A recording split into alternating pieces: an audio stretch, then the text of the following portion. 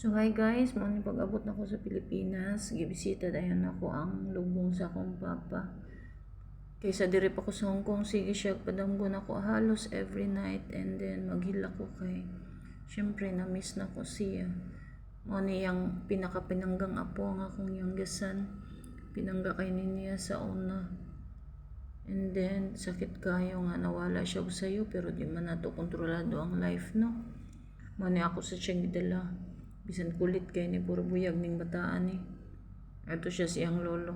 Katultol siya asang lubong. Sakit kayo mawala ang imong papa ay labi na nianhi ka para unta maapil sa siya sa imuhang pag-apil siya sa imong inspiration. And then samahan niyon sa mo pag concentrate og pray nga mao jud ni iyang pinangga man niya yung mga aputanan pero kani siya kung anak mo iyang pinaka-close mo iyang nabantayan mo pinakakulit.